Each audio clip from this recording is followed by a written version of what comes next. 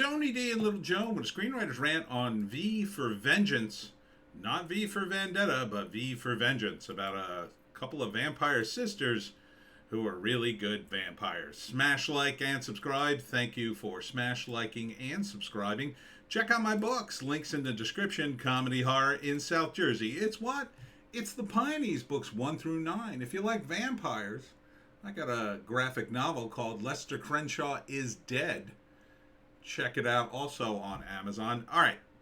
So, this is pretty by the numbers vampire movie these days. The premise is these two beautiful sisters are nice vampires. They only kill racist and, you know, you can always tell a racist, right? Whatever. And then they're just living their best vampire life. And their friend, who is a vampire hunter, along with the guy from Dances with Wolves, knows them. And, oh, they're good friends, even though they're vampires.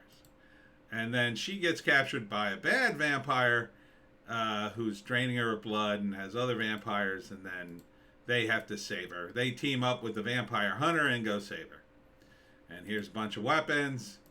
And I got to tell you, you know, for a vampire movie, this couldn't bore me anymore. It really just looks boring. I mean, I like this stuff, but it doesn't look great. I mean, that guy in flames is the most exciting thing. I mean, great. They're vampires. Okay. Look, you got to have something different, in my view. You got to have a bit of a different take. This doesn't seem like a very big stretch here. Okay, they're sisters. That's a little different. If you're going to throw in Vampire Society, that might be a big no-no. And that might give them, I don't know, a thing to fight for. But these vampires are young vampires. They were turned into vampires fairly recently because they're about the same age of the girl they saved, and they're saving, and they grew up together as little girls. So unless this is, well, these are different vampires, apparently they can go out in the day. Apparently. So that's a little different. Maybe it's they're not undead vampires. Maybe they don't live forever. You know, if that's the take, it's not coming across in this trailer. It just looks like, oh, they're vampires. You know, vampires. That's everybody knows what a vampire is, yes, but you're kind of skipping over the best part. Like, you're kind of just going, oh, they're vampires. Okay, so here's the story. Like, there are literally vampires in every single civilization. There's variations on them. So if you played off of one of those variations, it could be very interesting. Oh, man. I think I hurt my arm pulling weeds. Yeah, so this just looks very by the numbers to me. It's billed as an action movie. Not seeing a whole lot of action here, other than the girls killing racist. In other words, fat white guys in baseball caps. Gee, I wonder why they put them in baseball caps. You know, the whole thing is based on a trope. Are there fat racists with baseball hats? I'm sure there are many. But they're not all that way. You know, racists can come in many forms, so you're playing off of a very tired trope, and vampires are already very tiring. You know, you gotta come up with something new here, screenwriters. You gotta come up with something very new, a very new angle for vampires. And this just seems very sort of, oh yeah, you know, vampires. This is from Paramount. I can't tell if it has some money behind it or not. I mean, I recognize the one actor from Dances with Wolves. I don't recognize any of these young women. They're hot. That's a plus. It's vampires. Plus, they're saying it's action. That's a plus. The action looks okay. It doesn't look bad. It just, like, You know, when I think action movie and vampires, I think Blade. Blade was crazy, right? You know, he had crazy weapons. He was prepared. These girls just look like, yeah, okay, action. They kill a few rednecks, and then later they have to kill the big vampire. It's all action that takes place inside. There doesn't seem to be any big set pieces. And normally that wouldn't bother me, except this is a vampire movie. You have to give us something. You have to give us something new about how you interpret vampires. You have to give us new personalities, maybe. You know? I mean, the age thing is weird. So, how long have these guys been vampires? A month? You know, it's. Who turned them into vampires? What? Give us a little bit of the background. I mean, the whole best part of doing vampires is they can be pretty old. They can be thousands of years old. They can be hundreds of years old. They can just be, you know. I mean, you can do a lot with it. And on a low budget, too, right? You don't have to flash back to Roman times if you have a character who's from Roman times, let's say. You could just give them a couple of artifacts that indicate that. So, like, I really feel this, you know, I mean, he's not, this is the bad vampire. He's not awful. He's okay. I mean, he's wearing an ascot. I guess that makes him evil. But he doesn't appear to be particularly menacing or powerful, even in the trailer, even in the action shots. I mean, look, it's not awful. It looks like TV. So maybe if this was a TV show, but it says action movie. Now, they've been wrong before on these trailers. They put these trailers up, and it turns out it's a TV show. But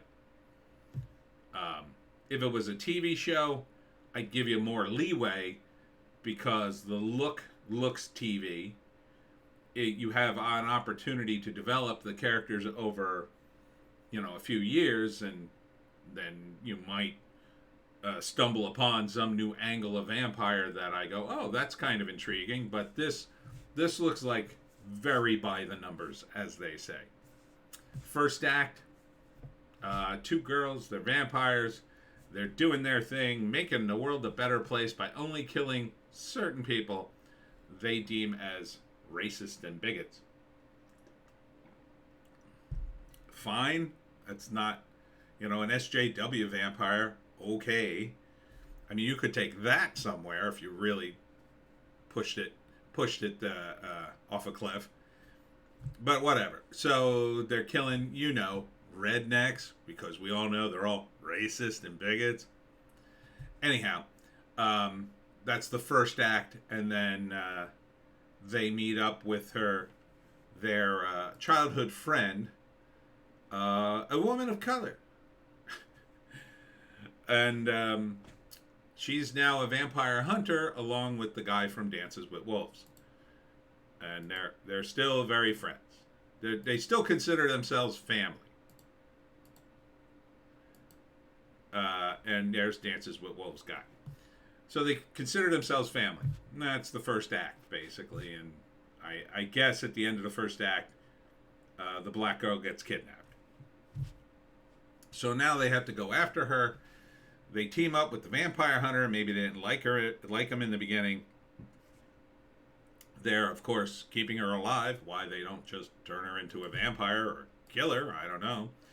So they team up, and they get a bunch of guns, and they know how to fight, because even though they've only been vampires... See, that's another trope, too. Like, it's like, when you're a vampire, and you've been around for 500 years, you've just been in so many fights, you're better at fighting than anybody else. Plus, you're super strong, right? So, you know, somebody from 500 years ago, by this time, has fought a lot of people, and that explains why they're so good at fighting. If you're a vampire from 4 years ago, you may not be necessarily good at anything other than getting yourself killed. So, who wrote this? Anyhow, Act Two, they're going after the big guy. Who's this guy who, he's got old furniture and candles. Does that, does that make him old? Like, give me something.